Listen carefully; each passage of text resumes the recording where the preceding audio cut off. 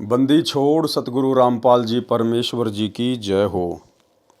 परम पिता परमात्मा सारी सृष्टि के रचनहार कुल मालिक असंख्य ब्रह्मांडों के स्वामी जगत गुरु तीनों लोकों में प्रवेश करके सबका भरण पोषण करने वाले राजाधिराज आत्माधार नाथों के नाथ देवों के देव महादेव सर्वेश्वर महेश्वर मृत्युंजय अजरो अमर आदि अनादि सनातनी प्रभु जगत पिता जगदीश्वर श्री श्री 1008 की उपाधि के वास्तविक अधिकारी अकाल मूर्ति सौद स्वरूपी राम वासुदेव सर्वगतम ब्रह्म परम पूज्य प्रथम पूज्य परम संत परम पुरुष परम धनी परम दयालु सत्य कबीर हक्का कबीर अल्लाहु कबीर अल्लाहु अकबर बाखबर अल्लाह ताला जगत के तारणहार जगत के मुक्तिदाता जगत के जगन्नाथ हारे के सहारे हिंदुओं के राम मुसलमानों के अल्लाह सिखों के वाहेगुरु ईसाइयों के मसीह दया के सागर दयानिधि करुणा के सागर करुणानिधि स्वयंभू परिभू संकट मोचन कष्ट हरण मंगल करण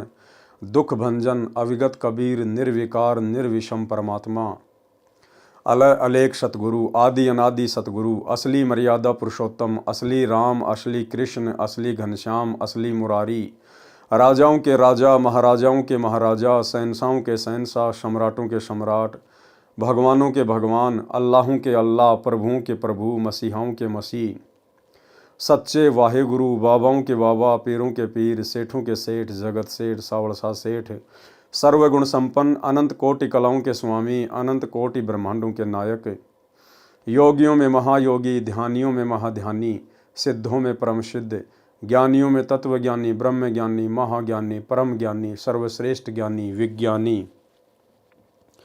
युवा कबीर समरथ कबीर असमवात अमित ओजा सच्चे रहनुमा करीम अल्लाह सुभान अल्लाह दुनिया के अंतिम पैगंबर 8 सितंबर 1951 से गांव धनाना जिला सोनीपत हरियाणा भारतवर्ष की पावन भूमि पे प्रकट रियल कल की भगवान श्री नारायण साकार हरि श्री बाबा साहेब शब्द स्वरूपी राम संत श्रोमणी सतगुरु रामपाल जी परमेश्वर जी के चरण कमल में सात संगति से जुड़े हुए देश विदेश से हम सभी सत्सेवक भाई बहनों का अनंत कोटि दंडवत प्रणाम।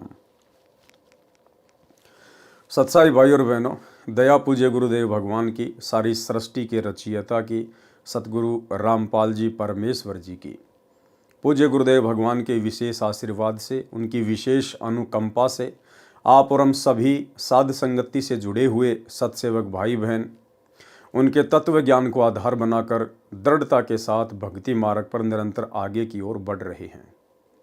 भाई और बहनों, कलयुग की बिचली पीढ़ी में साध संगतियों का नसीब होना आप और हमारे ऊपर परमेश्वर की विशेष रजा विशेष मेहर है। आप और हमारा भी कर्तव्य बनता है कि अब हम गुरु को परमेश्वर के रूप में मानकर जानकर पहचान कर अपना तन मन धन मन कर्म वचन से उनके चरण कमल में समर्पित करके दुनिया को अनदेखा करके और शतलोक में अपनी सुरती लगाएं, अर्थात मर्यादा शौपन में भी तोड़ने की ना सोचें और अपनी भक्ति को पूरा करें। तो भाई और बहनों, कबीर सागर के सरलार्थ के ऊपर वीडियो बनाने की श्रृंखला जारी है। पूज्य गुरुदेव जी के कर कमल से कबीर सागर के सरलार्थ के ऊपर आज हमारा ये 46वें नंबर का वीडियो है। हर एक वीडियो में गुरुदेव हमें कुछ न कुछ शिक्षा अवश्य उपलब्ध करवाते हैं। आज सिख धर्म के प्रवर्तक श्री नानक जी के ऊपर हमारा ये 3रे नंबर का वीडियो है और कबीर सागर के सरलार्थ का 46वें नंबर का वीडियो है। आज श्री नानक जी का जो वीडियो है वो कंप्लीट हो जाएगा। इस वीडियो में काफ़ी कुछ जानकारियाँ गुरुदेव भगवान ने आप और हमें उपलब्ध करवाई हैं। वीडियो देखते हैं। कबीर सागर का सरलार्थ पेज नंबर 414। बेई नदी में प्रवेश जीवन 10 गुरु साहिब से ज्यों का ज्यों सहाभार। गुरु जी प्रत्येक प्रातः बेई नदी में, जो कि शहर सुल्तानपुर के पास ही बहती है, स्नान करने के लिए जाते थे। एक दिन जब आपने पानी में डुबकी लगाई तो फिर बाहर ना आए। कुछ समय उपरांत आप जी के सेवक ने जो कपड़े पकड़कर नदी के किनारे बैठा था, घर जाकर जयराम जी को खबर सुनाई कि नानक जी डूब गए हैं। तो जयराम जी तैराकों को साथ लेकर नदी पर गए। आप जी को बहुत ढूंढा किंतु आप नहीं मिले। बहुत देखने के पश्चात सब लोग अपने अपने घर चले गए। भाई जयराम जी के घर बहुत चिंता और दुख प्रकट किया जा रहा था कि 3रे दिन सवेरे ही एक स्नान करने वाले भगत ने घर आकर बहन जी को बताया कि आपका भाई नदी के किनारे बैठा है। यह सुनकर भाइया जयराम जी बेई नदी की तरफ दौड़ पड़े और जब जब पता चलता गया और बहुत से लोग भी वहां पहुंच गए। जब इस तरह आपके चारों तरफ लोगों की भीड़ लग गई, आप जी चुपचाप अपनी दुकान पहुंच गए। आप जी के साथ स्त्री और पुरुषों की भीड़ दुकान पर आने लगी। लोगों की भीड़ देखकर गुरुजी ने मोदी खाने का दरवाजा खोल दिया। भाई और बहनों, पॉइंट है, ध्यान से सुनना। लोगों की भीड़ देखकर गुरुजी ने मोदी खाने का दरवाजा खोल दिया और कहा, जिसको जिस चीज की जरूरत है वह उसे ले जाए। मोदी खाना लुटाने के पश्चात गुरुजी फकीरी चोला पहनकर शमशान घाट में जा बैठे। यानी जब वापस सतलोक से आए थे वो नानक जी नहीं थे।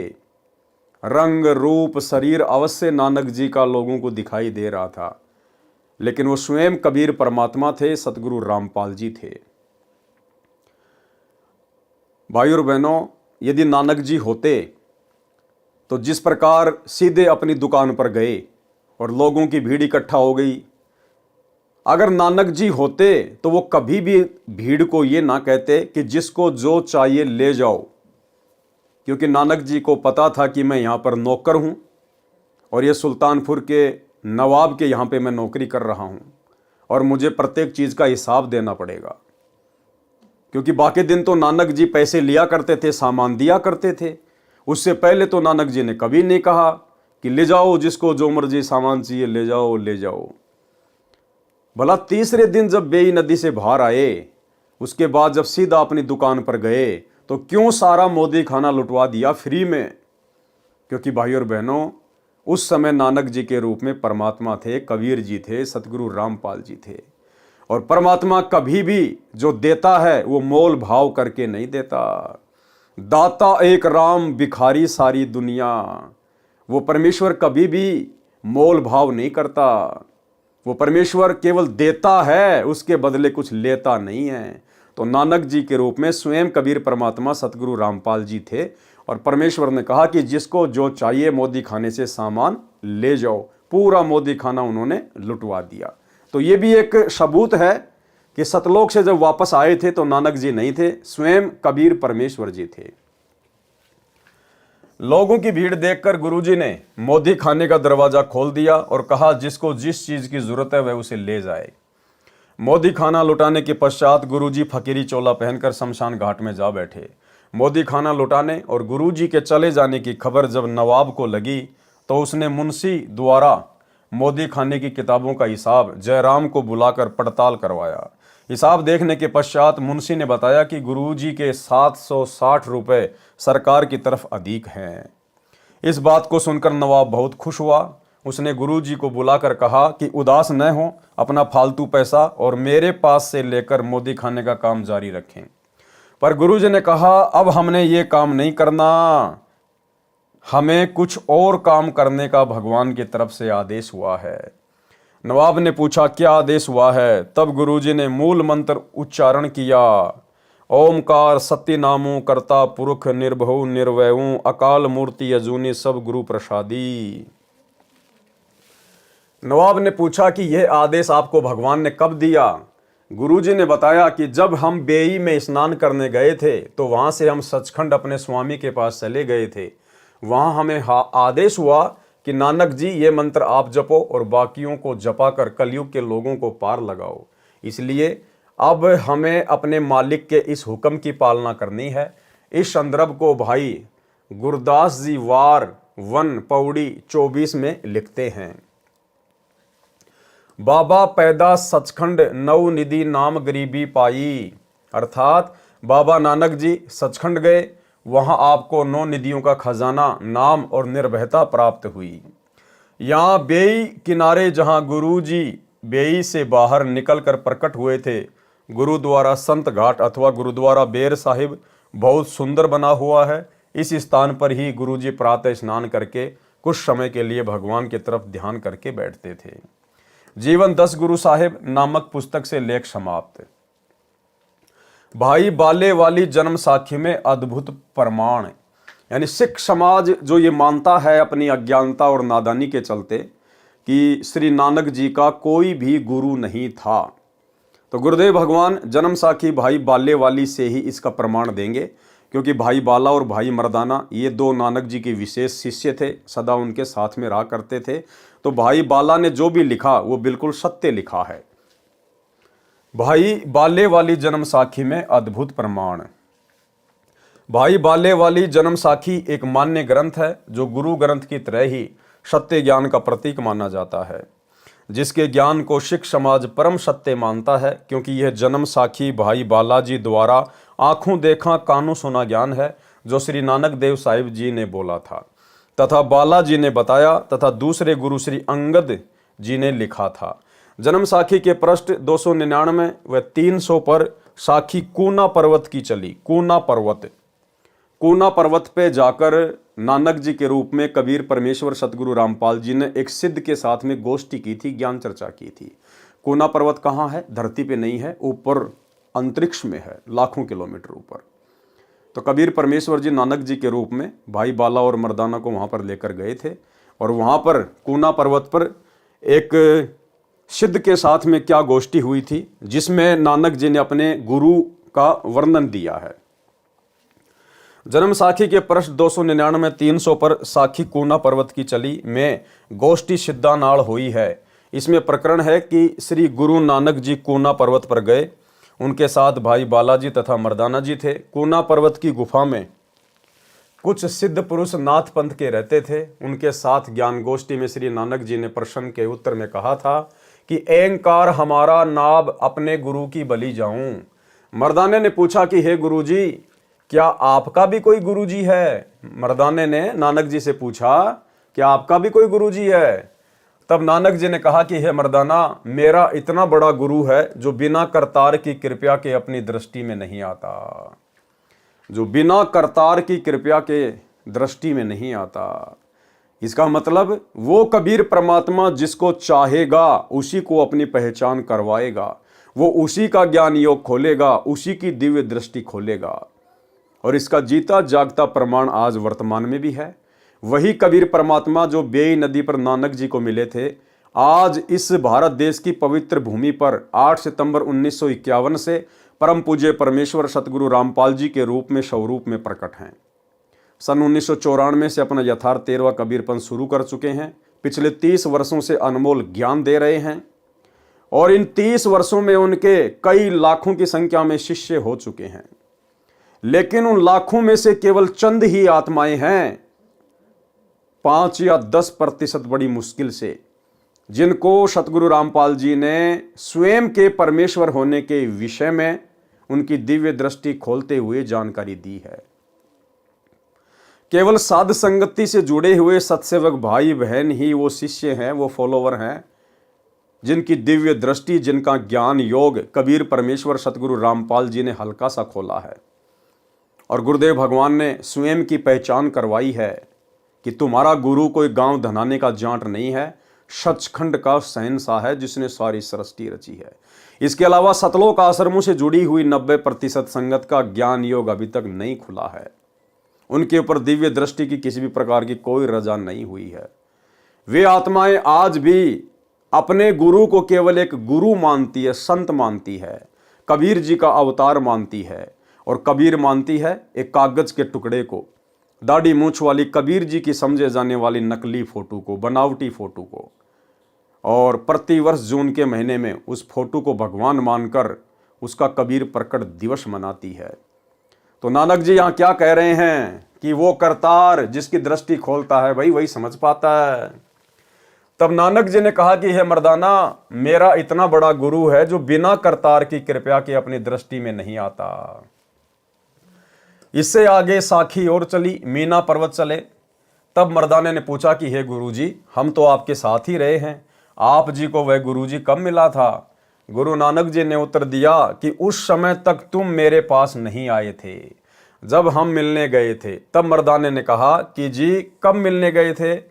तब श्री नानक जी ने कहा कि जब सुल्तानपुर में बेई नदी में डुबकी लगाई थी तब 3 दिन उसी के साथ रहे थे। हे मर्दाना, भाई बाला जानता है, हे मर्दाना, ऐसा गुरु है जिसकी सत्ता संपूर्ण संसार में आश्रय दे रही है, उसको जिंदा बाबा कहते हैं। हे मर्दाना, जिंदा उसी को कहते हैं जो काल के अधीन न आवे, अपितु काल उसके अधीन है। क्या कहते हैं भाई और बहनों उसको? जिंदा। और जिंदा कौन होता है? स्वयं कबीर परमात्मा। उसको जिंदा बाबा कहते हैं। हे मर्दाना, जिंदा उसी को कहते हैं जो काल के अधीन न आवे, अपितु काल उसके अधीन है। भाई और बहनों, आज सतगुरु रामपाल जी के रूप में हमें भी वही जिंदा बाबा मिला है। आज हम उसी जिंदा बाबा की शरण में हैं जो जिंदा बाबा बेई नदी पर श्री नानक जी को मिले थे और गांव छुडानी में श्री गरीबदास जी को मिले थे। और गरीबदास जी ने अपनी वाणी में असुर निकंदन रमेणी में कहा है कि सतगुरु दिल्ली मंडल आईसी, सूती धरणी सूम जगाईसी। सतगुरु दिल्ली मंडल में आएगा। कब कहा गरीबदास जी ने? 650 साल पहले अपने सदग्रंथ साहिब में। गुरुदेव ने वो वाणी हमें असुर निकंदन रमेणी में दी है लास्ट में। सतगुरु दिल्ली मंडल आईसी, सूती धरणी सूम जगाईसी, काग भूषण छत्तर के आगे, गंधर्व करत चलत है रागे। तो गरीबदास जी कह रहे हैं कि मुझे जो सतगुरु मिले थे जिंदा बाबा के रूप में, सतलोक से आए थे, छुडानी के खेतों में मुझे जो जिंदा बाबा मिले थे, जो मुझे सतगुरु मिले थे, तो गरीबदास जी कह रहे हैं कि आगे चलकर वही मेरा सतगुरु जो मुझे जिंदा बाबा के रूप में मिला था, वही दिल्ली मंडल में आएगा। सतगुरु दिल्ली मंडल आईसी, सूती धरणी सूम जगाईसी। तो आज दिल्ली मंडल में कौन आया भाई और बहनों? सतगुरु रामपाल जी आए 8 सितंबर 1951 को। तो कौन हुए सतगुरु रामपाल जी? गरीबदास जी के सतगुरु। गरीबदास जी के सतगुरु कौन थे? जिंदा बाबा। जिंदा बाबा कौन था? कबीर जी। तो आज हमें जो पूज्य गुरुदेव भगवान प्राप्त हैं, हमें जिनकी शरण प्राप्त है, ये स्वयं जिंदा बाबा हैं, ये स्वयं कबीर साहिब हैं, गरीबदास जी के सतगुरु हैं, गरीबदास जी के जिंदा बाबा हैं। आप और हमारा कितना बड़ा सौभाग्य कि परमेश्वर ने हमें हल्की सी सद्बुद्धि देकर और अपनी वाणियों के खुलासों के माध्यम से ये जानकारी करवा दी कि तुम्हारा गुरु कोई गांव धनाने का जांट नहीं है, माँ के गर्भ से जन्म लेकर आया हुआ कोई मानुष नहीं है, कोई जीव नहीं है। और इसीलिए फिर गरीबदास जी ने हम भक्तों को बार बार अपनी वाणियों के माध्यम से चेताया है कि कलयुग की बिचली पीढ़ी वाले भक्तों, धोखा मत खा जाना। मेरा सतगुरु ही आगे चल के दिल्ली मंडल में आएगा, जिंदा बाबा, सतगुरु दिल्ली मंडल आईसी। इसलिए गरीबदास जी ने बार बार हमें आगाह किया है कलयुग की बिचली पीढ़ी वालों को अपने सदग्रंथ साहिब में कि जो मेरा सतगुरु दिल्ली मंडल में आएगा, जिंदा बाबा, जिसको तुम अपना गुरु धारण करोगे, उसको मानुष मानने की गलती मत करना। गुरु मानुष कर जानते, वो नरकइये अंध, ओवे दुखी संसार में आगे यम के फंदे। तो गरीबदास जी ने अपनी अनेकों वाणियों में हमें बहुत अच्छे से सावधान किया है। उसको जिंदा बाबा कहते हैं। हे मर्दाना, जिंदा उसी को कहते हैं जो काल के अधीन ना हो, अपितु काल उसके अधीन है। श्री नानक जी का गुरु था अन्य प्रमाण। साखी कंधार देश की चली। जन्म साखी के पृष्ठ 470-471 पर एक मुगल पठान ने पूछा कि आपका गुरु कौन है? श्री नानक जी ने उत्तर दिया कि जिंदा पीर है, वह परमेश्वर ही गुरु रूप में आया था, उसका शिष्य सारा जहां है। फिर साखी रुक्कनदीन काजी के साथ हुई। जन्म साखी के पृष्ठ 183 पर कुछ वाणी इस प्रकार है। नानक आखे रुक्कनदीन साचा सुनहूं जवाब, खालक आदम सिरजिया आलम बड़ा कबीर। कायम दायम कुदरती सिर पीरा दे पीर, सजदे करे खुदाई नु आलम बड़ग्य कबीर। भावार्थ, श्री नानक जी ने कहा कि रुक्कनदीन काजी, जिस खुदा ने आदम जी की उत्पत्ति की है, वह बड़ा परमात्मा कबीर है। वही पृथ्वी पर सतगुरु की भूमिका करता है, वही पृथ्वी पर सतगुरु की भूमिका करता है। कौन? स्वयं बड़ा परमात्मा, आलम बड़ा कबीर, कायम दायम सिरजिया सब पीरा दे पीर। वो स्वयं ही पृथ्वी पर आकर सतगुरु की भूमिका करता है। नानक जी अपने गुरु के विषय में कह रहे हैं, कबीर परमात्मा के विषय में कह रहे हैं कि वो स्वयं ही पृथ्वी पर आकर सतगुरु की भूमिका करता है। तो आज जो महापुरुष इस कलयुग की बिचली पीढ़ी में सतगुरु की भूमिका में हैं, फिर भला ये कौन है? ये स्वयं कबीर परमात्मा है, अल्लाहों के अल्लाह, प्रभुओं के प्रभु हैं। दूसरी बात भाइयों और बहनों, यदि आप लोगों को लगता है कि सतगुरु तो कबीर जी के लिए कहा है, भाई अगर सतगुरु शब्द कबीर जी के लिए कहा जाता है, कौन से कबीर जी के लिए? आप लोगों की नज़रों में वो कबीर जो 650 साल पहले आया था काशी के बनारस में, अगर उस कबीर के लिए सतगुरु शब्द का प्रयोग किया जाता है, तो फिर इन सतलोक आश्रमों से जुड़े हुए भगत भाई बहनों को अपने गुरुदेव सतगुरु रामपाल जी के नाम से पहले सतगुरु शब्द का प्रयोग नहीं करना चाहिए, क्योंकि सतगुरु तो केवल पूरी सृष्टि में एक समय में एक ही होता है। एक समय में धरती पे दो दो सतगुरु नहीं होते, केवल एक ही सतगुरु होता है, और वो सतगुरु स्वयं कबीर परमात्मा होता है। तो फिर आपके गुरु जी कौन हुए? सतगुरु रामपाल जी कौन हुए? आप अपने गुरुदेव के नाम से पहले सतगुरु शब्द लगाते हैं, और सतगुरु शब्द का अधिकारी केवल कबीर परमात्मा है, किसी और के नाम के आगे पीछे सतगुरु लग ही नहीं सकता। और भाई आप सतलोक आश्रम वालों के अनुसार यदि सतगुरु शब्द कबीर जी जो दाढ़ी मूछ वाले रूप में 650 साल पहले आए थे उन्हीं के नाम से पहले लगता है, तो फिर आप अपने गुरु को सतगुरु कहना छोड़ दीजिए, क्योंकि सतगुरु की भूमिका तो खुद कबीर परमात्मा ही करता है। दूसरा, आप जी अपने गुरुदेव को बंदी छोड़ बंदी छोड़ बंदी छोड़ कहते हैं। भाई बंदी छोड़ तो पूरी सृष्टि में एक ही है, वो है कबीर परमात्मा। फिर आप अपने गुरुदेव को बंदी छोड़ क्यों कहते हैं? क्या बंदी छोड़ भी दो हैं? अरे क्या भगवान भी दो हैं सृष्टि में? बंदी छोड़ एक ही है जो काल के बंधन से छुड़वा सकता है, स्वयं कबीर परमात्मा। और आप लोग यदि उस दाढ़ी मूछ वाली कागज की फोटो को बंदी छोड़ मानते हैं, तो फिर आप अपने गुरुजी के नाम से पहले बंदी छोड़ क्यों लगाते हैं? भाई आप तो दोगला आचरण कर रहे हैं, आप तो दो नावों की सवारी कर रहे हैं। तो भाई और बहनों, ये विशेष मेहर है गुरुदेव की, जो गुरुदेव ने हम साथ संगति से जुड़े हुए सत्सेवक भाई बहनों का ज्ञान योग खोला है। हमें गुरु और गोविंद में कोई अंतर नजर नहीं आ रहा है। परमात्मा भी कहते हैं गुरु और गोविंद दो नहीं भाई, जब तक दो समझेगा दो जग में जाई। गुरु को और परमात्मा को अलग अलग मानने वाला, कहते हैं वो दो जग में जाएगा, नरक में जाएगा, नरक में। वह ही पृथ्वी पर सतगुरु की भूमिका करता है, वह सिर पीरा दे पीर, यानी सब गुरुओं का सिरताज है। तो भाई आज हम अपने गुरु जी को क्या कहते हैं? जगत गुरु। जगत गुरु, जगत गुरु कौन होता है? सब गुरुओं का गुरु, जिससे बढ़कर कोई भी गुरु ना हो उसको कहते हैं जगत गुरु। यहां क्या कहा जा रहा है? वह सिर पीरा दे पीर, यानी सब गुरुओं का सिरताज है। सब गुरुओं का सिरताज कौन होता है? जगत गुरु, कबीर परमात्मा। सबसे उत्तम ज्ञान रखता है कौन? कबीर परमात्मा। आज पृथ्वी पर सबसे उत्तम ज्ञान किसके पास में है? केवल सतगुरु रामपाल जी परमेश्वर जी के पास। और एक ऑडियो में सतगुरु रामपाल जी परमेश्वर कह रहे हैं कि बच्चों, इस पूरी सृष्टि में इस दास के अलावा किसी को ज्ञान नहीं है। तो भाई पूरी सृष्टि में तो सतलोक आश्रम से जुड़े हुए भाई बहनों के अनुसार कबीर जी भी है, क्योंकि आप लोग अपने गुरु जी को तो कबीर जी मानते नहीं। आप तो कबीर उसको मानते हैं जो दाढ़ी मूछ वाला है। आप लोगों के अनुसार तो वो सतलोक में बैठा हुआ है।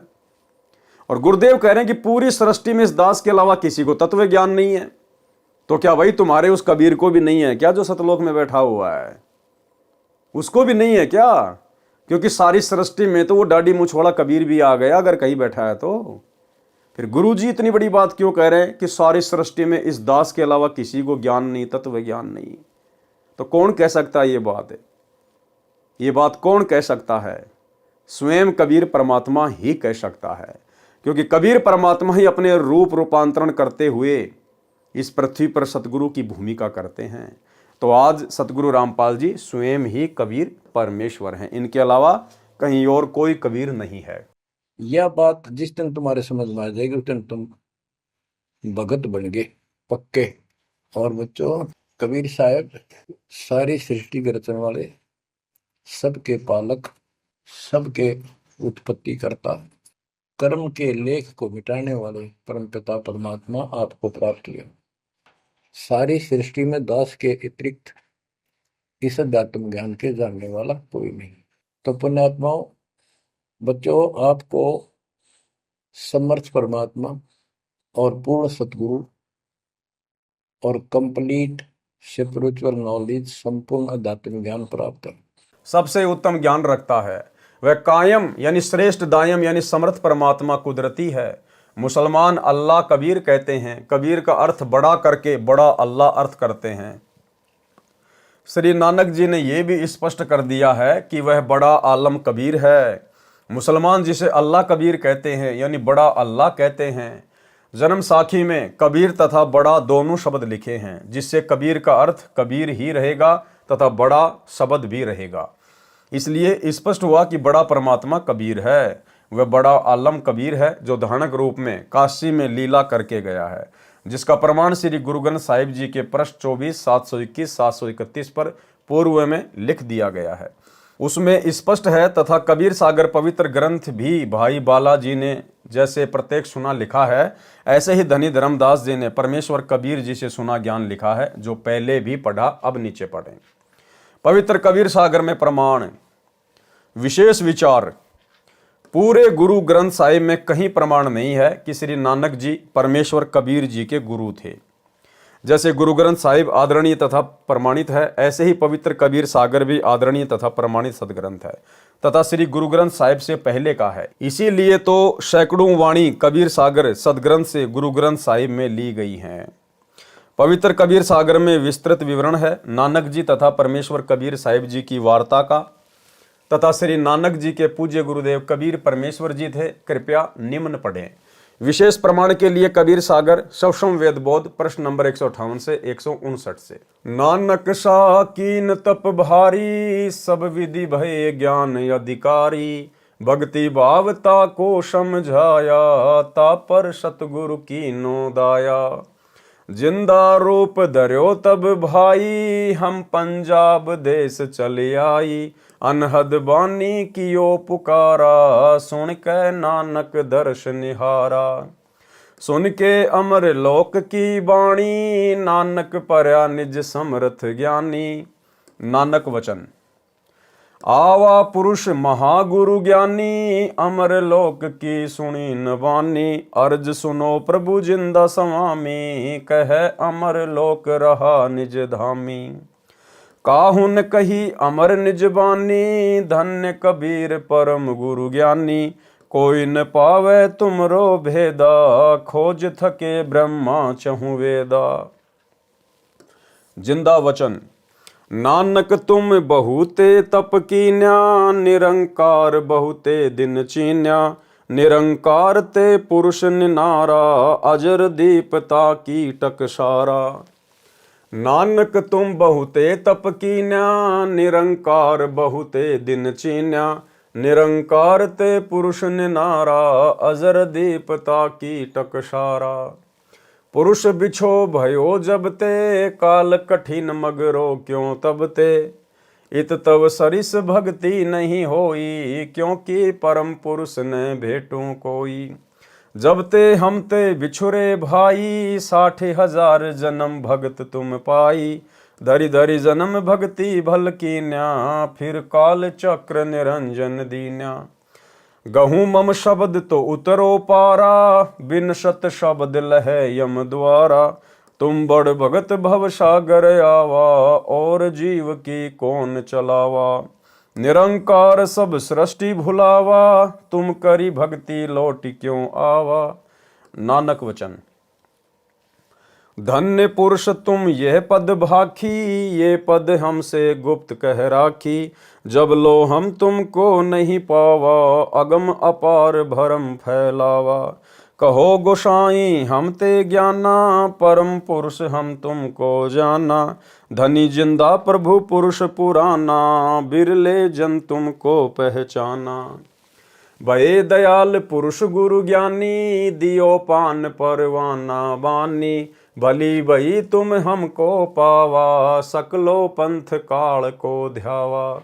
तुम इतने अब भये निनारा, फेर जन्म ना होए तुम्हारा, भली सुरती तुम हमको चीन्या, अमर मंत्र हम तुमको दीन्या। सौ वेद हम कही निज बानी, परम पुरुष गति तुम्हें बखानी।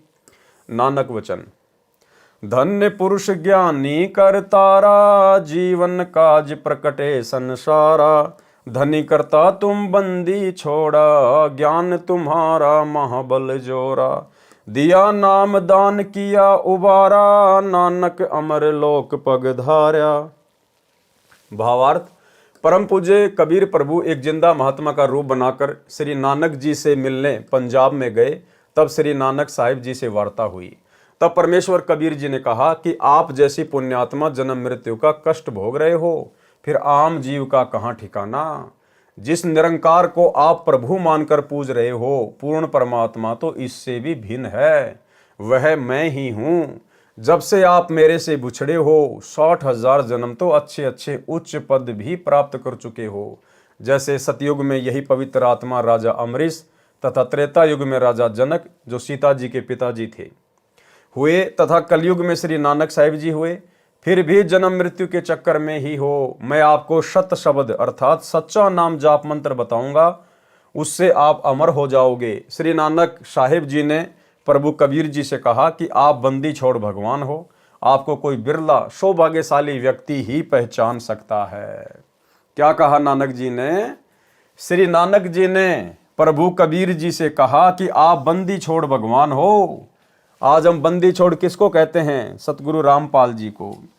आप बंदी छोड़ भगवान हो, आपको कोई बिरला सौभाग्यशाली व्यक्ति ही पहचान सकता है। इसलिए भाई और बहनों, दास बार बार कहता है कि आज यदि धरती पर सतगुरु रामपाल जी को कबीर परमेश्वर जी के रूप में किसी ने जाना है, पहचाना है, उन्हें कोई कबीर मानकर वास्तव में इष्ट मानकर भक्ति कर रहा है, गीता अध्याय 3 श्लोक 13 के अनुसार उन्हें भोग लगा रहा है, तो केवल साध संगति से जुड़े हुए सत्सेवक भाई बहन हैं।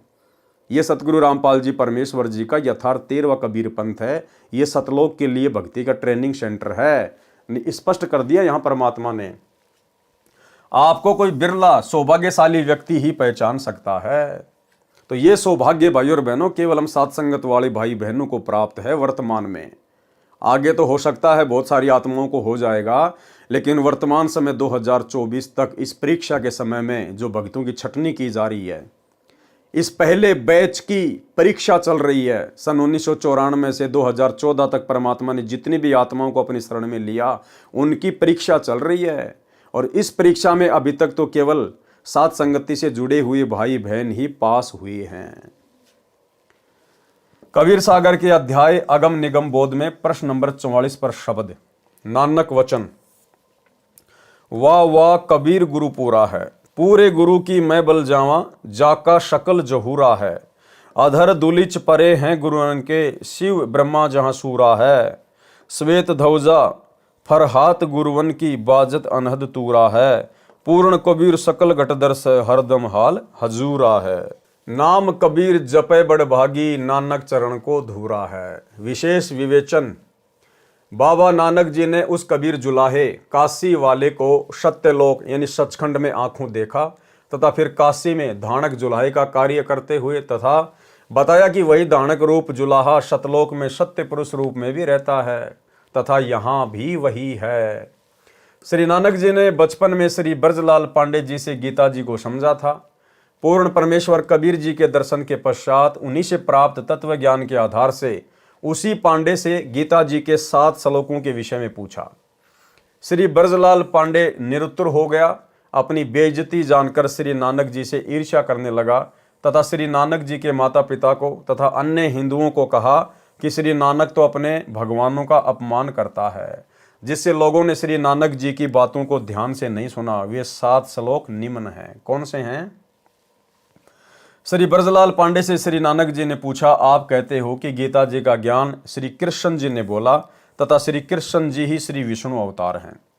श्री विष्णु जी अजन्मा सर्वेश्वर अविनाशी हैं, इनके कोई माता पिता नहीं है। आप ये भी कहते हो कि रजगुण ब्रह्मा, सतगुण विष्णु तथा तमगुण शिव हैं, यही त्रिगुण माया है। परंतु गीता ज्ञानदाता प्रभु, पहला श्लोक कौन सा है? गीता अध्याय 2 श्लोक 12 में तथा अध्याय 4 श्लोक 5 में अपने आप को नाशवान कह रहा है कि मेरे तो जन्म तथा मृत्यु होते हैं, तथा अध्याय 15 श्लोक 4 तथा अध्याय 18 श्लोक 62 में गीता ज्ञानदाता प्रभु किसी अन्य परमेश्वर की शरण में जाने को कह रहा है, तथा उसी की साधना से सर्व सुख तथा पूर्ण मोक्ष संभव है। मैं गीता ज्ञानदाता भी उसी की शरण में हूँ। गीता अध्याय 7 श्लोक 15 में गीता ज्ञानदाता प्रभु कह रहा है कि जिनका ज्ञान त्रिगुण माया के द्वारा हरा जा चुका है। भावार्थ है कि जो साधक तीनों गुणों रजगुण ब्रह्मा, सतगुण विष्णु तथा तमगुण शिव की पूजा करते हैं, इनसे ऊपर अन्य प्रभु की साधना नहीं करते, जिनकी बुद्धि इन्हीं तक सीमित है, वे तो राक्षस स्वभाव को धारण किए हुए मनुष्यों में नीच दूषित कर्म करने वाले मूर्ख मुझे भी नहीं बसते। उपरोक्त तीनों प्रभुओं की पूजा मना है। फिर गीता ज्ञानदाता ब्रह्म काल अध्याय 7 श्लोक 18 में अपनी साधना को भी अनुत्तमाम अति घटिया कह रहा है। इसलिए गीता अध्याय 18 श्लोक 62 में कहा है कि पूर्ण मोक्ष तथा परम शांति के लिए उस परमेश्वर की शरण में जा। गीता अध्याय 4 श्लोक 34 में प्रमाण है कि उसके लिए किसी तत्वदर्शी संत की खोज कर। मैं उस परमात्मा के विषय में पूर्ण जानकारी नहीं रखता। उसी तत्वद्रष्टा संत द्वारा बताए ज्ञान अनुसार उस परमेश्वर की भक्ति कर। यही प्रश्न परमेश्वर कबीर साहिब जी ने श्री नानक जी से बेई नदी के किनारे पर किया था। जिस तत्व ज्ञान को समझकर तथा कबीर परमेश्वर के सत्य पुरुष रूप में सतलोक सचखंड में तथा धानक रूप में बनारस काशी में दर्शन करके समर्पण करके तत्व ज्ञान को जन जन तक पहुंचाया तथा पूर्ण मोक्ष प्राप्त किया। विशेष पवित्र सिख समाज इस बात से सहमत नहीं है कि श्री नानक साहिब जी के गुरुजी काशी वाला धानक जुलाहा कबीर साहिब जी थे।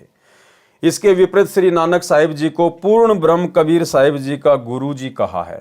परंतु श्री नानक साहिब जी के पूज्य गुरुजी का नाम क्या है, इस विषय में पवित्र सिख समाज मौन है, जबकि स्वयं श्री गुरु नानक साहिब जी श्री गुरु ग्रंथ साहिब जी में महिला फर्स्ट की अमृतवाणी में स्वयं स्वीकार करते हैं कि मुझे गुरुजी जिंदा रूप में आकर मिले। वही धानक जुलाहा रूप में सत्य कबीर हक्का कबीर नाम से पृथ्वी पर भी थे तथा ऊपर अपने सचखंड में भी वही विराजमान है जिन्होंने मुझे अमृत नाम दिया।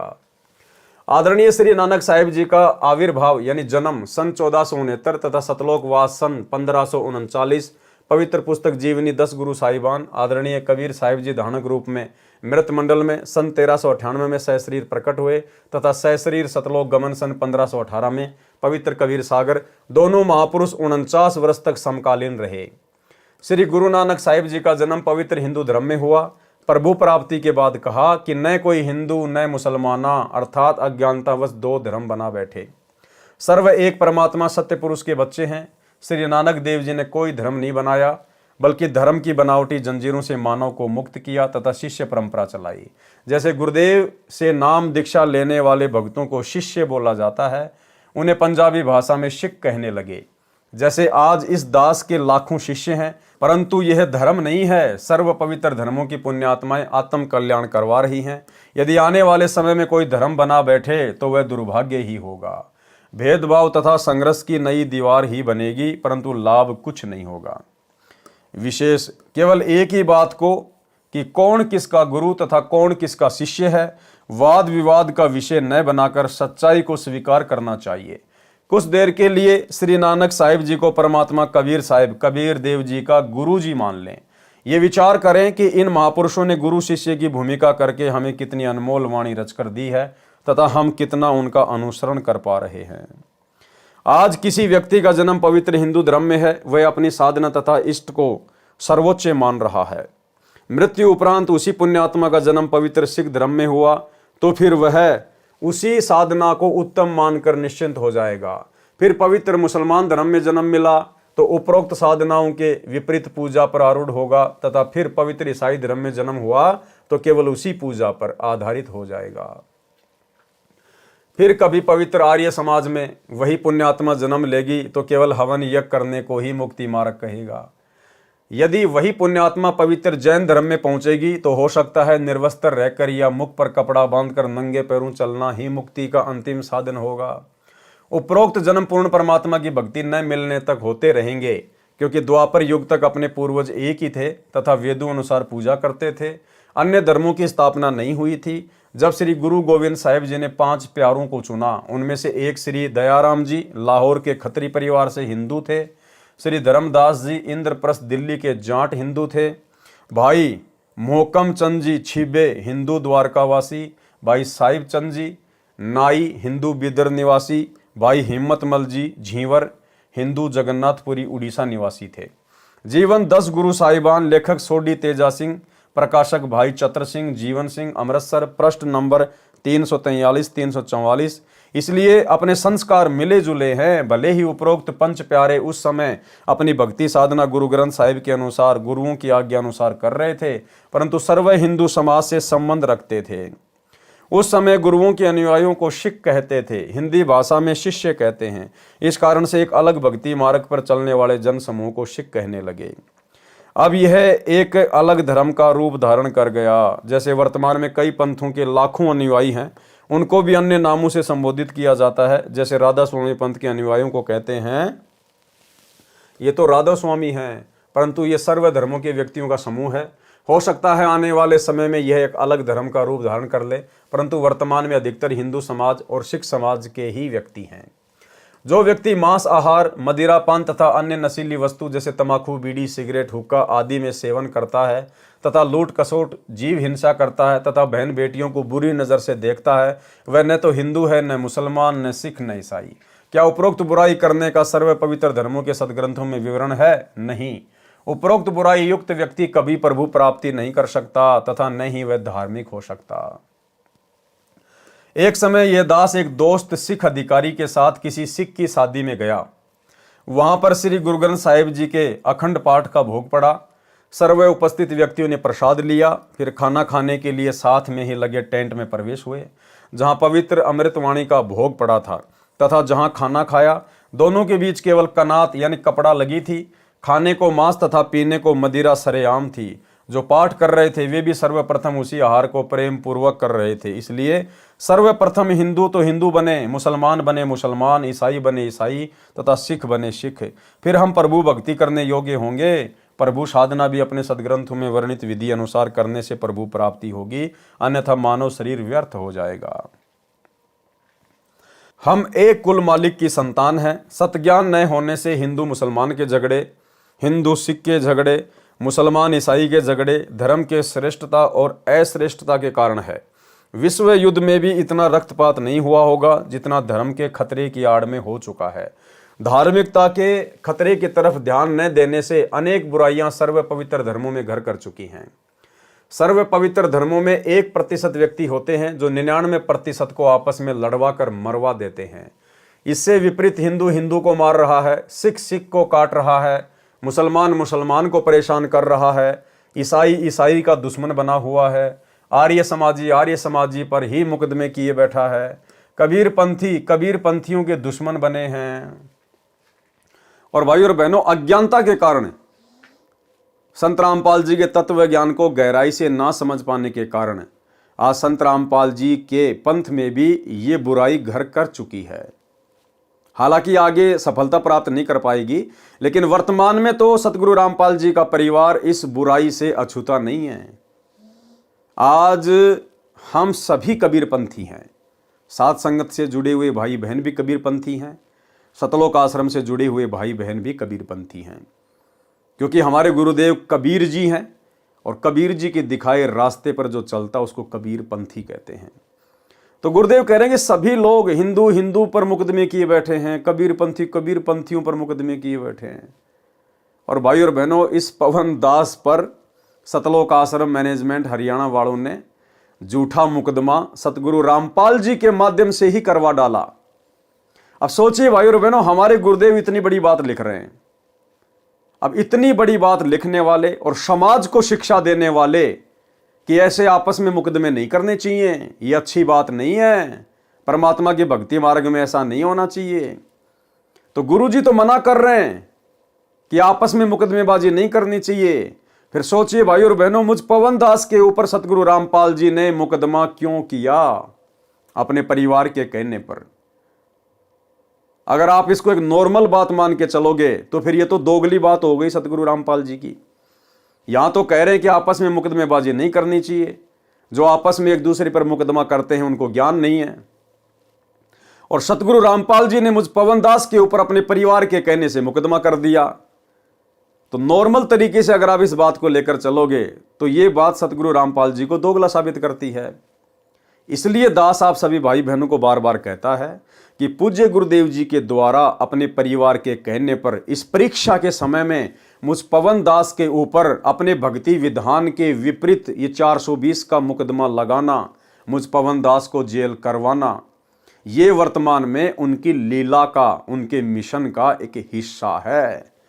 क्योंकि वो परमात्मा जिन्होंने सन 1994 से 2014 तक 20 साल तक जो भक्ति की खेती की थी, परमेश्वर ने अब उसमें से भूस को अलग करना था और गेहूं को अलग करना था, और माध्यम बनाया मुझ पवन दास को, 2 कोटि के जीव को भक्तों की परीक्षा के लिए।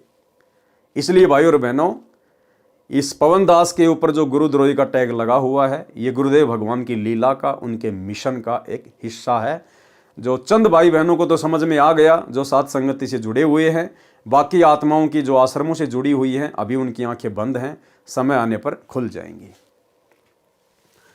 ईसाई का ईसाई दुश्मन बना हुआ है, आर्य समाजियों पर ही मुकदमे किए बैठा है। कबीर पंथियों के दुश्मन बने हैं, तथा अन्य आश्रमों तथा डेरों के महंतों व संतों के आपस में कत्लेआम तथा मुकदमे तत्व ज्ञान के अभाव के कारण ही हो रहे हैं। क्या कह रहे हैं गुरुदेव, ये क्यों हो रहा है?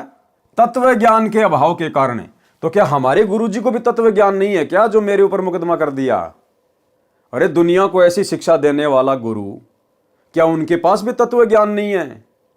जो अपने कर कमल से लिखित पुस्तक के विपरीत, अपने शब्दों के विपरीत मुझ पवन दास पे मुकदमा कर रहा है। तो भाई और बहनों, ये उनकी लीला का, उनके मिशन का एक हिस्सा है।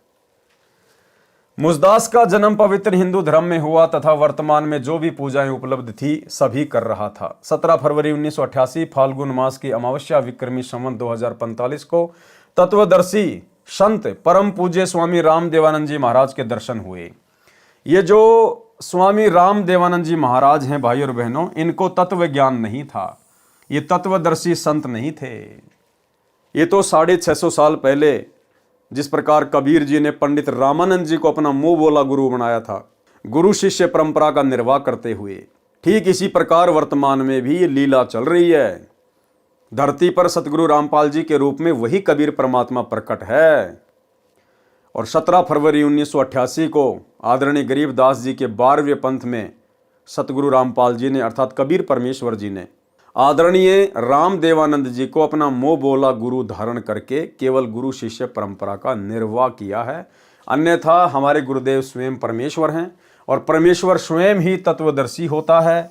और एक समय में पृथ्वी पर एक ही तत्वदर्शी संत होता है, क्योंकि पूरी सृष्टि में कबीर जी के अलावा तत्वदर्शी संत की भूमिका कोई और नहीं निभा सकता। ये तो केवल अपने गुरु जी को महत्व दिया जा रहा है, क्योंकि भक्ति मार्ग में अपने गुरु को परमात्मा माना जाता है। परम पूज्य स्वामी राम देवानंद जी महाराज के दर्शन हुए। उन्होंने जब मुझे ये शास्त्र आधारित तत्व ज्ञान सुनाया, प्रथम बार ऐसा लगा जैसे किसी नास्तिक से मिलन हो गया, और मन में आया कि ऐसे व्यक्ति के तो दर्शन भी व्यर्थ होते हैं। ऐसा क्यों कह रहे हैं गुरुदेव? क्योंकि जब सतगुरु रामपाल जी ये ज्ञान दे रहे हैं, तो बहुत सारी आत्माओं के मन में इस प्रकार की बातें आती है शुरुआत में, जब उनके ज्ञान को सुनती हैं, कि ये ज्ञान तो हमने आज से पहले कभी सुना ही नहीं।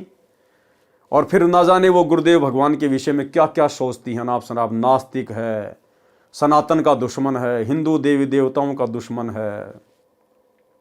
तो आगे चलकर जब उन आत्माओं को ये ज्ञान समझ में आए, तो उसके बाद उन आत्माओं को पछतावा ना हो कि भाई ऐसे महापुरुष के बारे में ना जाने हमारे मुंह से क्या क्या शब्द निकल गए थे, नास्तिक है, ये है, वो है। तो गुरुदेव उन आत्माओं को सांत्वना देते हुए यहां पर लिख रहे हैं कि भाई मेरे साथ भी शुरुआत में ऐसे ही बनी थी, इसलिए यदि तुम लोगों ने भी कभी मेरे प्रति ऐसा सोचा हो तो अपने मन में इस दोष को निकाल देना, अपने मन से इस बात को निकाल देना। भाई ये ज्ञान ही ऐसा है, शुरुआत में जब इसको कोई सुनता है तो अटपटा सा ही लगता है, ताकि उन आत्माओं को थोड़ी शांति सी महसूस हो। ऐसे व्यक्ति के तो दर्शन भी व्यर्थ होते हैं जो हमारे देवी देवताओं ब्रह्मा विष्णु महेश तथा ब्रह्म से भी ऊपर कोई शक्ति बता रहा है।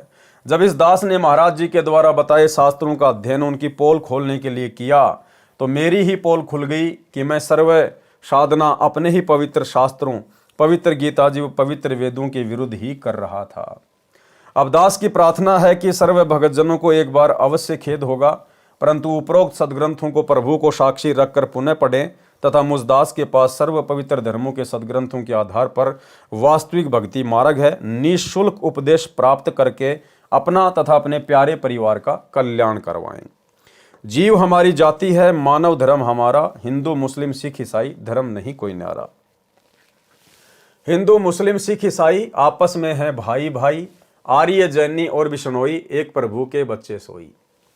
कबीर खड़ा बाजार में सबकी मांगे खैर, ना काहू से दोस्ती ना काहू से बैर। अब देखो परमेश्वर तो क्या लिख रहे हैं अपने ज्ञान में, और वर्तमान में सतलोक आश्रम मैनेजमेंट हरियाणा के द्वारा क्या किया जा रहा है। गुरुदेव भगवान हमें क्या शिक्षा दे रहे हैं कि हिंदू मुस्लिम सिख ईसाई आपस में हम भाई भाई। बताओ, गुरुदेव ने तो सबको आपस में एक ही पिता की संतान बताया कि हिंदू मुस्लिम सिख ईसाई आपस में सब भाई भाई। और ये सतलोक आश्रम मैनेजमेंट हरियाणा अज्ञानता की पोटली।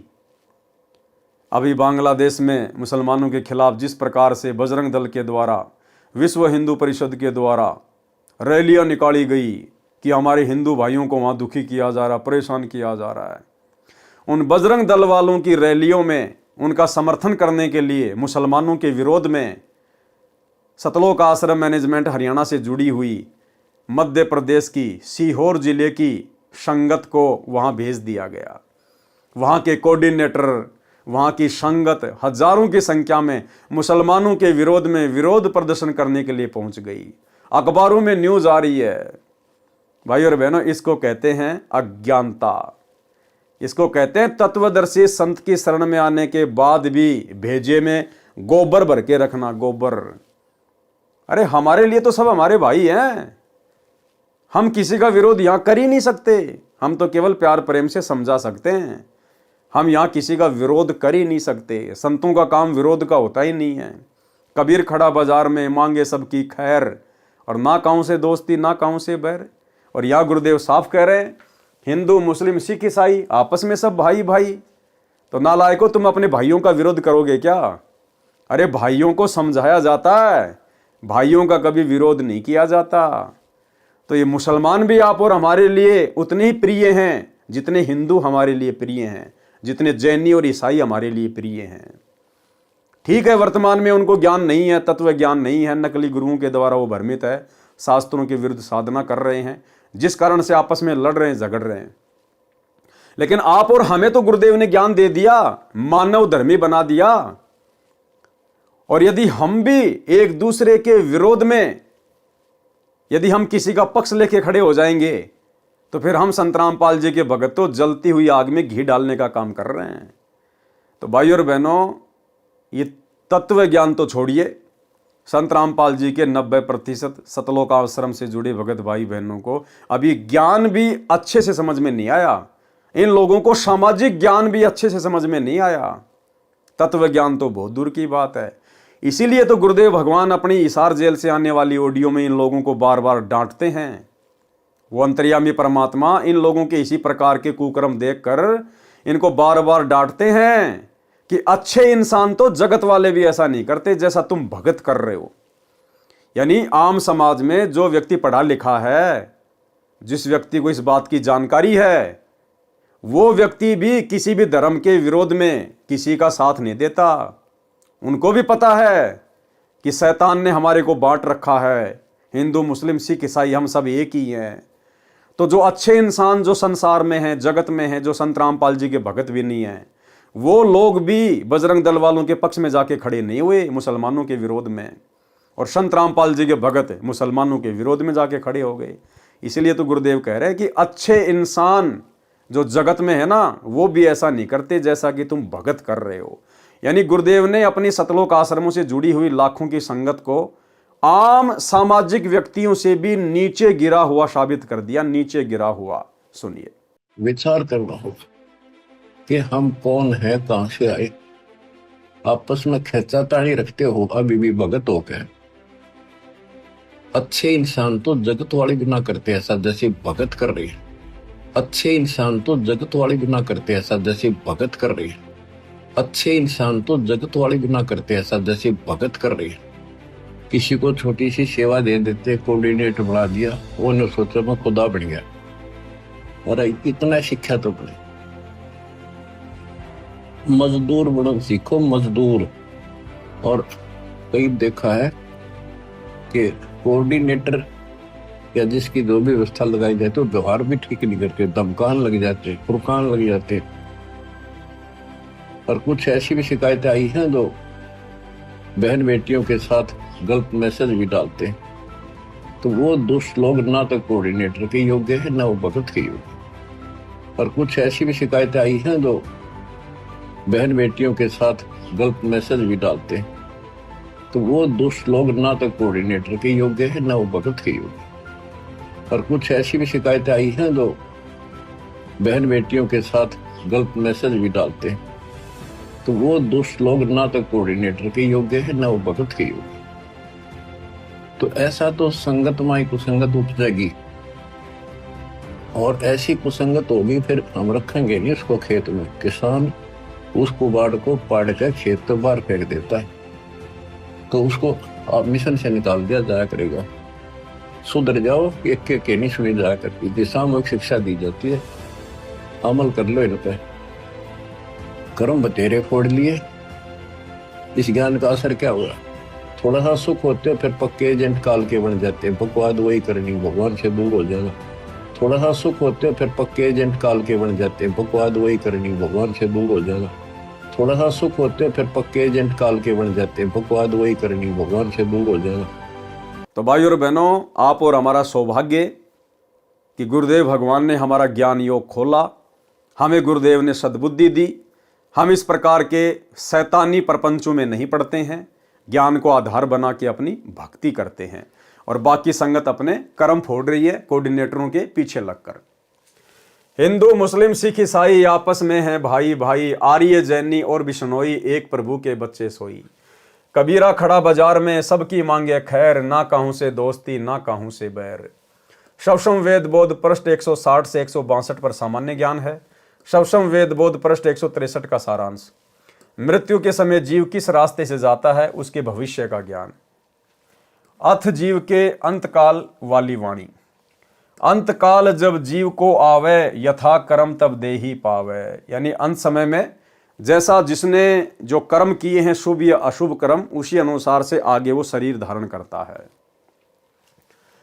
गुदा द्वार जब जीव निकासा, नरक खाने में ताको वासा। यानी जब किसी की मृत्यु होती है और उसकी आत्मा जब उसके गुदा द्वार से निकलती है, तो सीधा वो कहां जाता है? नरक में जाता है।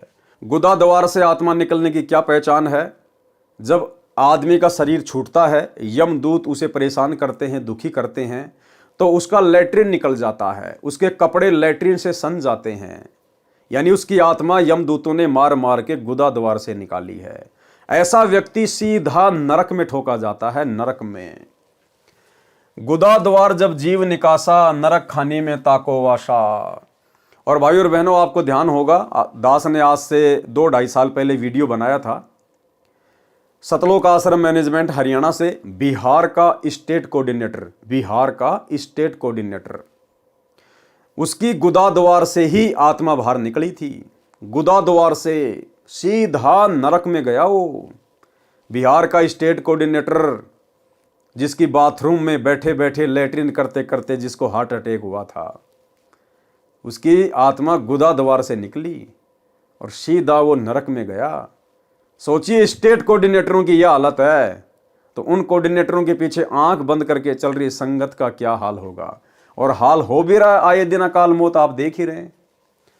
गुदा द्वार जब जीव निकासा, नरक खाने में ताको वाशा। गिरे नरक शीस बल जाई, ताही में पुनी रहे समाई। नाभि द्वार जो प्राण चलाना, जलचर योनि माही प्रकाटाना। नाभि द्वार से जिसके प्राण निकलते हैं, वो क्या बनता है? वो जल का जीव बनता है, मछली, मगरमच्छ वगैरह जो भी है। मूत्र द्वार कर जीव पयाना, पशु योनि तासु ठिकाना। और जिसकी आत्मा उसके मूत्र द्वार से निकलती है, यानी मरते समय जो पेशाब कर देता है भयभीत होकर यमदूतों से, तो कहते हैं मूत्र द्वार कर जीव पयाना, पशु योनि में ताकू ठिकाना। सीधा वो पशु योनि में जाता है।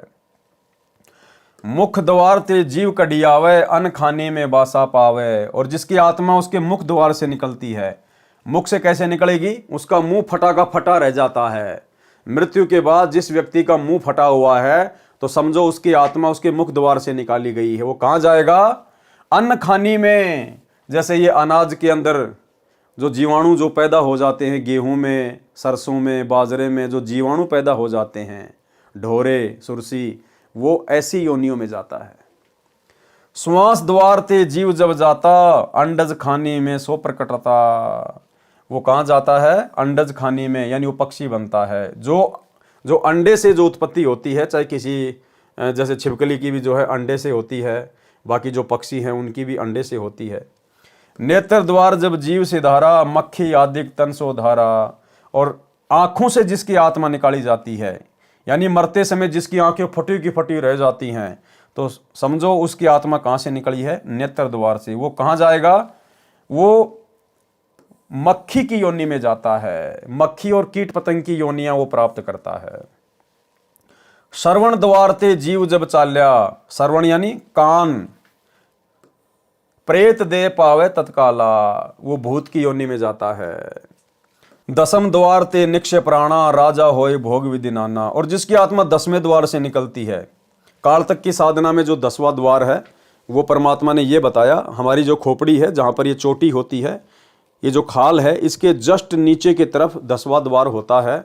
तो 10वें द्वार से जिसकी आत्मा निकलती है, वो राजा वगैरह बन जाता है, बहुत बड़ा कोई पैसे वाला बन जाता है। थोड़े बहुत समय वो राज भोगता है, आराम करता है, बड़े मज़े लेता है, मनुष्य योनि प्राप्त करता है। उसके बाद फिर उसके कर्म बिगड़ेंगे, क्योंकि राजा बनेगा तो सबसे ज़्यादा पाप करेगा। भाई तब से राज मद मानम, जन्म तीसरे शुक्र स्वानम। फिर राजा कहाँ जाएगा? सीधा मरने के बाद में नरक में। नरक से फिर सीधे गधे की योनि में। एक हरि की भक्ति बिन राजा गधा होय, माटी लदे कुमार की घास न डाल कोई। रंभ द्वार ते जीव जब जाता, परम पुरुष के लोक समाता। और रम द्वार यानी सुषुम्ना द्वार से जिसकी आत्मा निकलती है, और सुषुम्ना द्वार से आत्मा उसी की निकलेगी जिसको पूर्ण संत प्राप्त होगा, जिसको सतनाम का सुमरण प्राप्त होगा, और जो आजीवन मर्यादा में रहेगा गुरु को इष्ट मानकर, उसकी आत्मा रम द्वार से निकलेगी। 12वें द्वार से परमात्मा उसको फिर सतलोक में लेके जाएगा। इन वाणियों में नाभि द्वार का भी वर्णन है। इसको संत गरीबदास जी ने बड़वानल का द्वार भी कहा है। नाभि के नीचे अन्य 10 द्वार तो सामान्य संत भगत भी जानता है, परंतु 12वें द्वार का ज्ञान केवल इस लेखक रामपाल दास को है, अन्य को नहीं है। नाभि द्वार शरीर के अंदर ही खुलता है, इसलिए इसको मुख्य द्वारों में नहीं गिना जाता। पृष्ठ 164 से 170 तक 4 मुक्तियों तथा कबीर परमेश्वर का अंतर्ध्यान होने का गलत प्रकरण है। ठीक पढ़े इसी पुस्तक में कबीर चरित्र बोध के सारांश में। सौसम वेद बोध पृष्ठ 165 पर सतनाम का कुछ सांकेतिक वर्णन है। 3 अंश आगे परमाना, ओहम सोहम को अस्ताना। 8 अंश तवहाँ उपजाए, अंश वंश स्थान बनाए। ओहम सोहम होत उचारा, जन्म रोगा का यही उपचारा। सवसम वेद बोध पृष्ठ 171 का सारांश। इस पृष्ठ पर वह अमृतवाणी लिखी है जिसमें महापुरुष कलयुग के 5505 वर्ष बीत जाने के पश्चात यथार्थ कबीर पंथ प्रारंभ होगा, और जो महापुरुष उस पंथ का संचालक प्रवर्तक होगा वह अपने ज्ञान को पूरे विश्व में फैलाएगा। परमेश्वर कबीर जी का ज्ञान संसार में फैलेगा तथा सारा संसार भक्ति करेगा। देखो भाई और बहनों, क्या कहा जा रहा है? यथार्थ कबीर पंथ प्रारंभ होगा, और जो महापुरुष उस पंथ का संचालक या उसका प्रवर्तक होगा वह अपने ज्ञान को पूरे विश्व में फैलाएगा। क्या कहा जा रहा है? वह अपने ज्ञान को। तो आज यथार्थ 13वें कबीर पंथ के संचालक, उसके प्रवर्तक कौन है? हमारे पूज्य गुरुदेव सतगुरु रामपाल जी। तो सतगुरु रामपाल जी क्या करेंगे? वह अपने ज्ञान को, ध्यान रखना, अपने ज्ञान को पूरे विश्व में फैलाएगा। फिर आगे क्या कह रहे हैं? परमेश्वर कबीर जी का ज्ञान संसार में फैलेगा। अरे भाई, वो तत्वदर्शी संत वो अपने ज्ञान को फैलाएगा या परमेश्वर कबीर जी के ज्ञान को फैलाएगा? यहां तो कहा जा रहा कि वह अपने ज्ञान को पूरे विश्व में फैलाएगा। और फिर आगे क्या कह दिया? परमेश्वर कबीर जी का ज्ञान संसार में फैलेगा। तो कौन हुआ वो तत्वदर्शी संत? स्वयं कबीर परमात्मा। हमारे गुरुदेव स्वयं कबीर परमेश्वर हैं।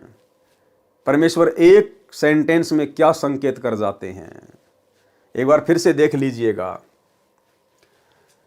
इस पृष्ठ पर वह अमृतवाणी लिखी है जिसमें महापुरुष कलयुग के 5505 वर्ष बीत जाने के पश्चात यथार्थ कबीर पंथ प्रारंभ होगा। तो यथार्थ कबीर पंथ प्रारंभ हो गया सन 1994 से। किसने किया? सतगुरु रामपाल जी ने। और जो महापुरुष उस पंथ का संचालक या प्रवर्तक होगा, तो कौन है उसके संचालक और प्रवर्तक? सतगुरु रामपाल जी। अब वो क्या करेगा? वह अपने ज्ञान को पूरे विश्व में फैलाएगा। वो प्रवर्तक क्या करेगा? अपने ज्ञान को पूरे विश्व में फैलाएगा। और आगे क्या कहा जा रहा है? परमेश्वर कबीर जी का ज्ञान पूरे संसार में फैलेगा। अरे भैया, उस प्रवर्तक का ज्ञान फैलेगा या कबीर जी का ज्ञान फैलेगा? तो भाई, चाहे उस प्रवर्तक का ज्ञान फैले चाहे कबीर जी का ज्ञान फैले, बात एक ही है, क्योंकि वो प्रवर्तक खुद ही कबीर है। शवसम वेद बोध पृष्ठ 170 पर कुछ वाणी लिखी हैं। शवसम वेद बोध की स्फुट वार्ता चौपाई। 1,80,000 पीर पैगंबर और अवतारा, 100 शब आही निरंजन बंसा, तंदर करे निज पिता प्रशंसा। 10 अवतार निरंजन केरे, राम कृष्ण सब माही बडेरे, पूर्ण आप निरंजन होई, या में फेर फार नहीं कोई।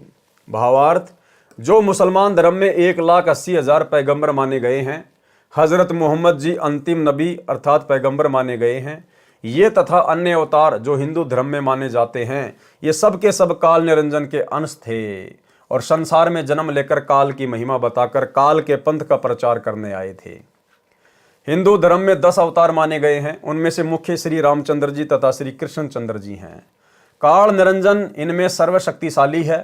कबीर परमेश्वर जी ने कहा है कि मैं जो कह रहा हूं इसमें कोई हेर फेर नहीं है, अर्थात ये सत्य है। पृष्ठ 171 पर अंतिम वाणियों में कहा है कि पूर्ण परमात्मा का यथार्थ ज्ञान देने के लिए मेरा भेजा हुआ मेरा अंश उस समय आएगा जब कलयुग 5505 वर्ष बीत जाएगा। वह मेरी सत्य साधना का फरमान संदेशा लेकर आएगा।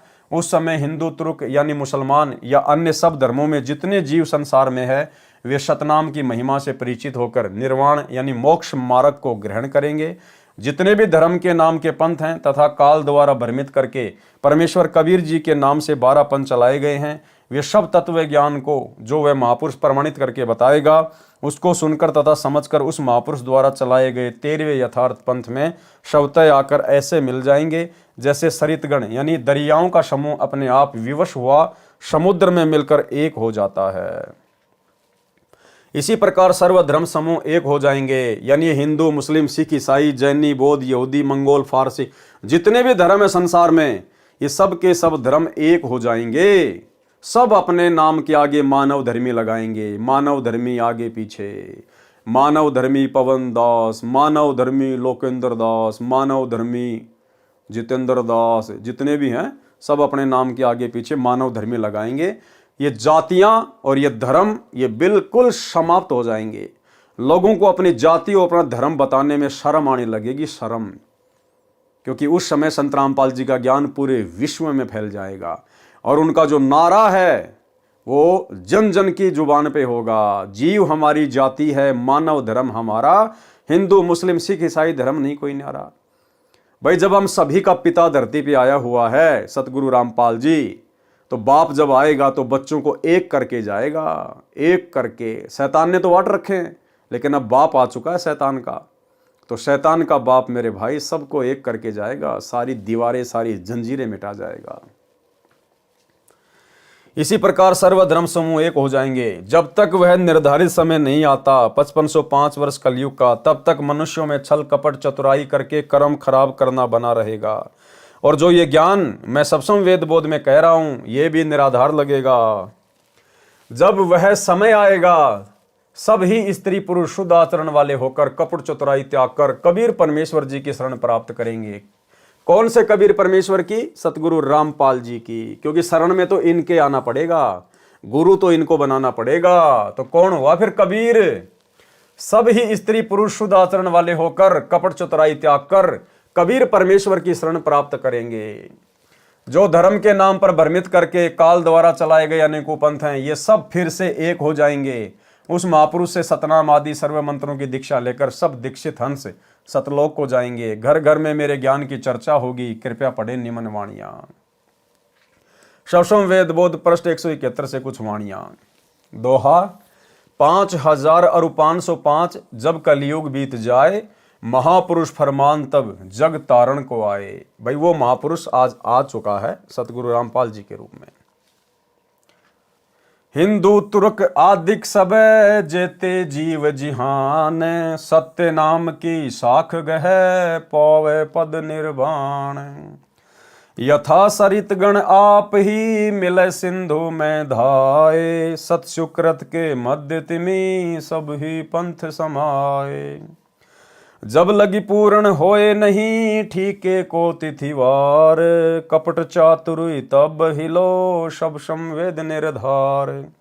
सब ही नारी नर शुद्ध तब जब ठीके का दिन आवंत, कपट चातुरी छोड़ के शरण कबीर गहंत। एक अनेक हो गयो पुनि अनेक हो एक, हंस चले सतलोक सब सत्य नाम की टेक। घर घर बोध विचार हो दुर्मति दूर बहाए, कलयुग में सब एक होई बरते सहज सुभाए। कहाँ उग्र कहाँ सुदर हो हर सब की भव भीर, सो समान समदृष्टि है समरथ सत्य कबीर। भावार्थ, परमेश्वर कबीर जी ने बताया है कि मेरी महिमा के ज्ञान की घर घर चर्चा चलेगी, सबकी दुर्मति समाप्त हो जाएगी, सब परमात्मा से डरने वाले होंगे। कोई शराब तमाकू मांस का सेवन नहीं करेगा, चोरी जारी व्यभिचार डाके डालना रिश्वत लेना पाप जानकर सब छोड़ देंगे, शुद्ध होकर सह स्वभाव से रहा करेंगे। माया जोड़ने की प्रवृत्ति समाप्त हो जाएगी। चाहे कोई डाकू हो, चाहे अन्य मलिन कर्म करने वाला व्यक्ति हो, वह सब बुरे कर्म त्याग कर उस पंथ में दीक्षा लेंगे। सब साधकों की भवपीर यानी सांसारिक कष्ट हरेगा, यानी सर्व दुख दूर करेगा। अब देखना भाई और बहनों आगे ध्यान से, उस पंथ का प्रवर्तक, कौन से पंथ का प्रवर्तक? 13वें कबीर पंथ का प्रवर्तक कौन है? सतगुरु रामपाल जी। उस पंथ का प्रवर्तक स्वयं कबीर परमेश्वर समान भक्ति शक्ति समर्थ होगा। उस पंथ का जो प्रवर्तक होगा, जो संचालक होगा 13वें कबीर पंथ का, वो क्या होगा? उस पंथ का प्रवर्तक स्वयं कबीर परमेश्वर समान भक्ति शक्ति समर्थ होगा। अब भाई कबीर परमेश्वर जी के समान यदि कोई दूसरा भक्ति और शक्ति से संपन्न हो गया तो फिर कबीर परमेश्वर जी के पास में क्या बच गया? उसके समान होने का मतलब उसके बराबर हो जाना। और वे भगवान के बराबर कौन हो सकता है? क्या किसी की औकात है जो परमात्मा के बराबर हो जाएगा? और यदि कोई परमात्मा के समान हो गया, परमात्मा के बराबर हो गया भक्ति में शक्ति में, तो फिर उस परमात्मा का मतलब क्या रह गया? फिर उसका औचित्य क्या रह गया? फिर तो दो परमात्मा हो गए बराबर के। तो ये बात क्यों कही जा रही है? गुरुदेव के द्वारा अपने आप को छुपाते हुए कि मेरे बच्चे मेरे तत्व ज्ञान को आधार बनाकर अब इतने बुद्धिमान हो चुके हैं कि मेरे इन संकेतों को समझ जाएंगे कि हमारे गुरुदेव स्वयं ही कबीर परमात्मा है। हमारी तुच्छ बुद्धि को देखते हुए, दुनिया वालों की तुच्छ बुद्धि को देखते हुए अपने आप को छुपा कर ये बातें कह रहे हैं कि उस 13वें पंथ का प्रवर्तक परमेश्वर कबीर जी के समान ही भक्ति और शक्ति में संपन्न होगा।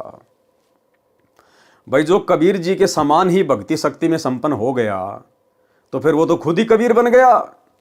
फिर उस कबीर का मतलब क्या रह गया यदि कोई और कबीर है तो यहां हमने समझना होगा हमारे गुरुदेव स्वयं ही कबीर परमात्मा है।